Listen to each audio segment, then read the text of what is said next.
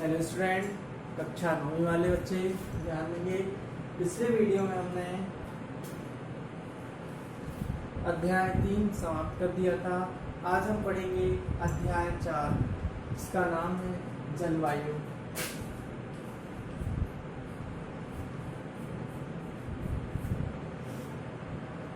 आज का टॉपिक है जलवायु, है ना। तो जलवायु क्या है, जलवायु में कितने प्रकार की होती है और जलवायु को प्रभावित करने वाले कारक कौन कौन से हैं, ठीक है। तो सबसे पहले देखेंगे जलवायु। तो जलवायु की परिभाषा क्या है ये जानेंगे। तो जलवायु किसे कहते हैं?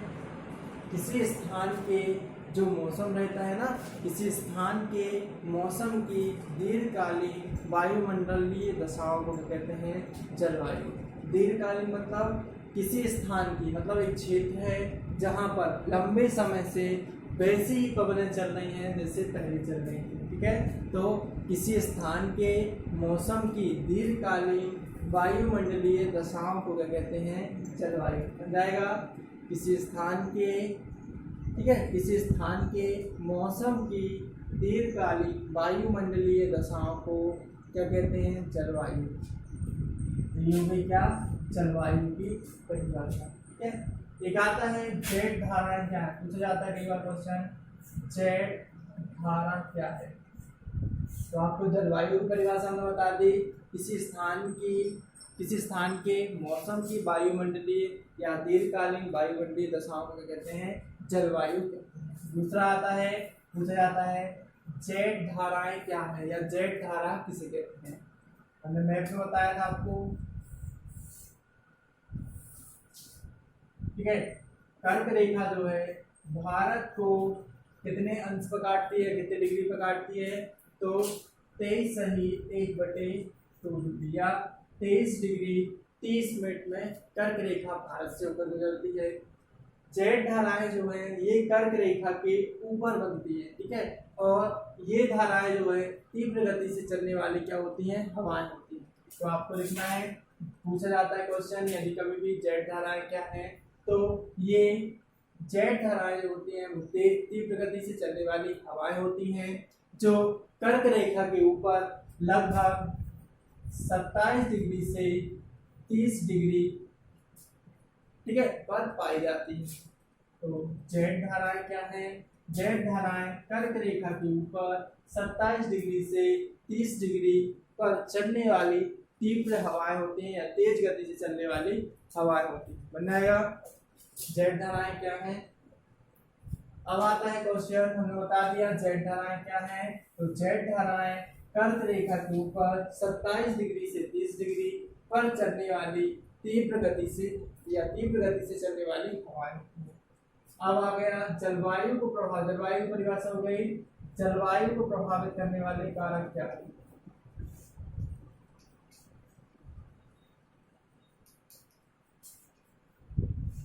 तो आपको क्वेश्चन पूछा जाता है या आ जाता है जलवायु क्या है, जलवायु को प्रभावित करने वाले कारक क्या, समझाइए।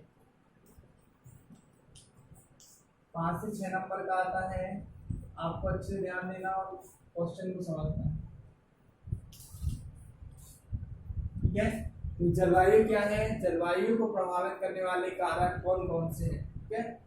प्रभावित करने वाले कारकों का मतलब होता है किस प्रकार इनके माध्यम से या इन कारकों के माध्यम से जलवायु को प्रभाव पड़ता है। तो पहला कारक है अक्षांशीय स्थिति। पहला क्या कारक है? अक्षांशीय स्थिति, ठीक है। तो किस प्रकार अक्षांशीय स्थिति, एक एक करके अपन समझते जाएंगे, ठीक है। जो न समझ में आए आप बताते जाना। अक्षांशीय स्थिति, तो अक्षांशीय स्थिति किस प्रकार जलवायु को प्रभावित करती है? तो आपको पता है हमारा जो भारत है वह किस गोलार्ध में स्थित है? गोलार्ध की बात करें तो उत्तरी, क्योंकि हमारी पृथ्वी गोल है, 20 से विषुवत रेखा या भूमध्य रेखा जाती है, यहाँ हमारा भारत स्थित है।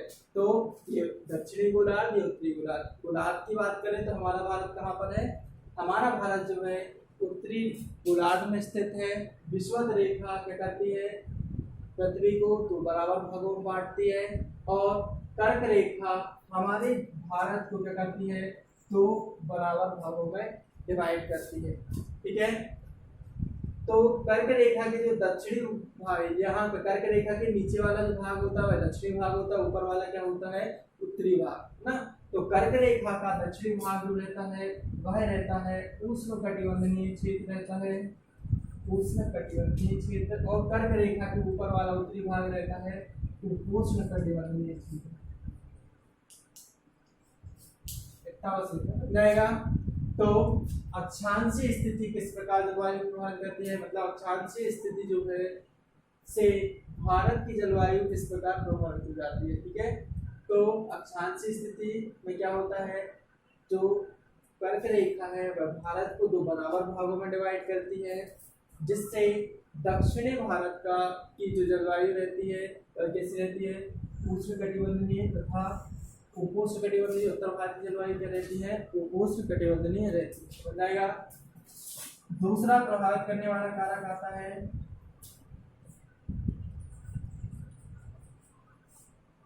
समुद्र से दूरी। समुद्र से दूरी, ध्यान समझना।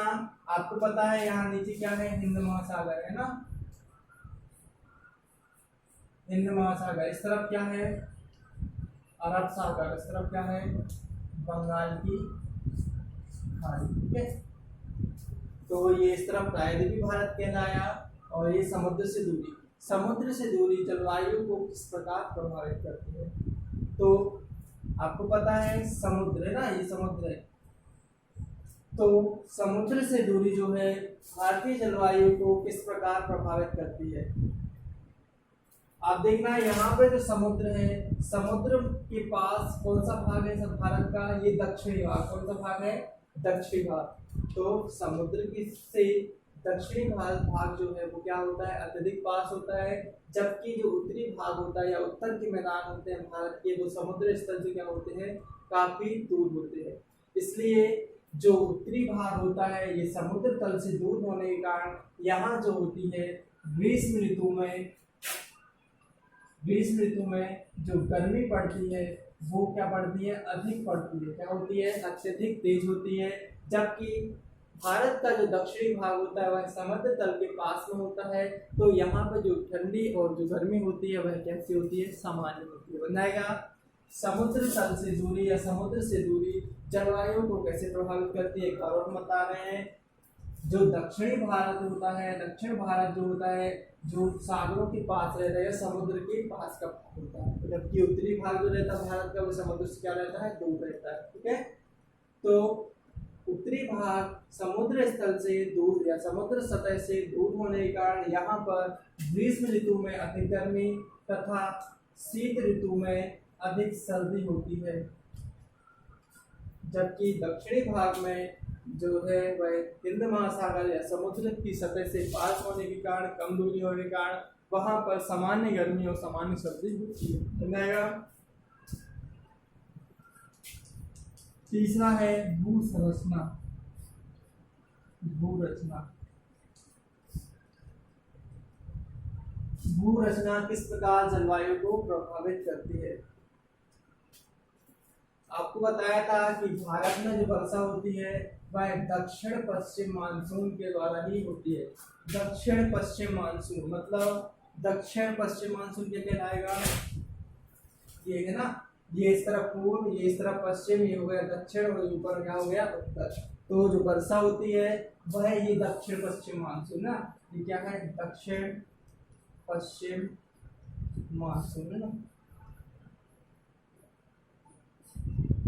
भू संरचना की बात कर रहे हैं तो हमारे जो पृथ्वी की जो भू संरचना है या हमारे जो भारत की जो भू संरचना है उसमें जो मानसून जलवायु है वह भारत पर अधिक प्रभाव डालती है। मानसून जलवायु के कारण ही भारत में क्या होती है, वर्षा होती है। इसमें सबसे अहम भूमिका होती है किसकी, दक्षिण पश्चिम मानसून की। भारत के उत्तर में विशाल हिमालय पर्वत है, कौन है, विशाल हिमालय पर्वत है, जिसकी ऊंचाई लगभग 6000 मीटर से अधिक है। अब ये जो हिमालय पर्वत है ये हिमालय पर्वत क्या करता है, ये जो दक्षिण पश्चिमी मानसूनी से जो हवाएं निकलती हैं जो वर्षा कराती हैं भारत में, इन हवाओं को ये हिमालय क्या करता है, दक्षिण पश्चिम से आने वाली हवाओं को रोकता है और भारत में वर्षा कराता है। तथा शीत ऋतु में, देश के ऊपर क्या है, एशिया महाद्वीप है ना, तथा शीत ऋतु में मध्य एशिया से आने वाली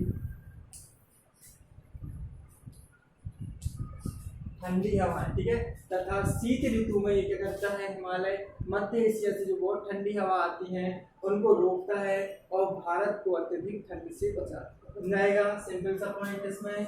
भू संरचना क्या है, भारत की जो आकृति है, भारत के उत्तर में विशाल हिमालय पर्वत है जो भारत के दक्षिण पश्चिम से आने वाली मानसूनी हवाओं को रोककर भारत में वर्षा कराता है, तथा उत्तर में मध्य एशिया से आने वाली ठंडी हवाओं को रोककर भारत को अत्यधिक ठंड से बचाता है। समझाएगा, ये क्या होगी इसकी भू संरचना। चौथा मानसून जलवायु है ना, या मानसूनी जलवायु, मानसूनी पवन है। चौथा का अभी बता दिया था हमने मानसूनी जलवायु।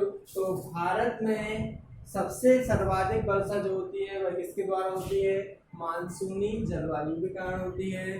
जो मानसूनी जलवायु होती है ये ग्रीष्म ऋतु में, गर्मी के समय में ये क्या होती है, समुद्र स्थल से कहाँ पर, या समुद्र से स्थल की ओर, ठीक है, ये क्या ग्रीष्म ऋतु में, ठीक है। मानसूनी हवाएं ग्रीष्म ऋतु में समुद्र से स्थल की ओर तथा शीत ऋतु में स्थल से समुद्र की ओर चलती है ना। समझाएगा, मानसूनी पवनें क्या है, क्वेश्चन पूछ जाता है मानसूनी पवनें क्या है और ये क्या होती हैं ना, बताइए। तो मानसूनी पवनें क्या होती हैं, मानसूनी पवनें जो होती हैं भारत में अधिकांश वर्षा कराती हैं। ये पवनें ग्रीष्म ऋतु में समुद्र से स्थल की ओर तथा शीत ऋतु में स्थल से समुद्र की ओर चलती है। ये तो हो गए हमारे प्रभावित करने वाले कारक, है ना। जलवायु क्या है, जलवायु को प्रभावित करने वाले कारक। मोस्ट इम्पोर्टेंट क्वेश्चन है ये, जलवायु को प्रभावित करने वाले कारक को समझाइए। ये समझा दिया अच्छे से, अब आपको पढ़ना है और आपको खुद करना है। नोट्स बनाते चलेंगे। आपको यदि बोल के जो लिखा रहे हैं आप वैसे ही लिख सकते हैं और अपने याद करने के अनुसार आप नोट्स बना सकते हैं। कभी कभी पूछ लिया जाता है मानसून की विशेषताओं का वर्णन कीजिए, है ना। तो मानसून की विशेषताएं हमने पहला पॉइंट बता दिया था आपको, पहला पॉइंट आप लिख सकते हो। मानसून विशेषता, भारत में जो सर्वाधिक वर्षा होती है वह किसके द्वारा होती है, दक्षिण पश्चिम मानसून के द्वारा ही होती है, ठीक है। दूसरा, ग्रीष्म ऋतु में जो मानसूनी हवाएं होती हैं वो कैसे चलती हैं, स्थल, समुद्र से स्थल की ओर। ये समुद्र से, इस तरफ समुद्र पानी है, समुद्र से स्थल की ओर। ग्रीष्म ऋतु में कहा जाते हैं समुद्र से स्थल की ओर, ठीक है। और जो शीत ऋतु में जो रहती हैं, शीत ऋतु में ये हवाएं जो रहती हैं वह कैसी चलती है, स्थल से समुद्र की ओर। समझाएगा, ग्रीष्म ऋतु में समुद्र से स्थल की ओर, शीत ऋतु में स्थल से समुद्र की ओर मानसूनी हवाओं का प्रभाव होता है। तीसरा पॉइंट आप लिख सकते हैं, मानसूनी जो हवाएं होती हैं ये मौसम के अनुसार क्या होती हैं, परिवर्तित होती रहती हैं। चौथा पॉइंट, ग्रीष्मकालीन, ठीक है, मौसम में देखो ये ग्रीष्मकालीन मौसम है। अब ग्रीष्मकालीन मौसम में ये दक्षिणी भारत है ना, या ये दक्षिणी क्षेत्र में, ग्रीष्मकालीन मौसम में दक्षिणी क्षेत्र में ये जो मानसूनी हवाएं रहती हैं ये दो क्षेत्रों में बढ़ जाती है। एक बंगाल की खाड़ी में जाने वाली हवाएं और एक जो होती है इस तरफ अरब सागर, इस तरफ बंगाल की खाड़ी में जाने वाली हवाएं और ये अरब सागर, दो क्षेत्रों में क्या हो जाती है, डिवाइड हो जाती है। ये हो गया चौथा। पांचवा आप लिख सकते हो, वर्षा का अधिकांश भाग जो रहता है वह दक्षिण पश्चिम मानसून में निर्भर करता है, बता दिया था आपको। फिर भारत में ये भी बता दिया ना। तो ये 5 क्वेश्चन हो गए जो आप अपने हिसाब से पॉइंट नोट कर लेंगे। कुछ विशेषताएं आप लोग खुद ढूंढ के लिखेंगे, आपका होमवर्क है। तो आज की टॉपिक में इतना ही। अब जो नेक्स्ट शॉर्ट टॉपिक आएगा वो अपन अगली वीडियो में लिखेंगे। ओके, अच्छे इतना ही।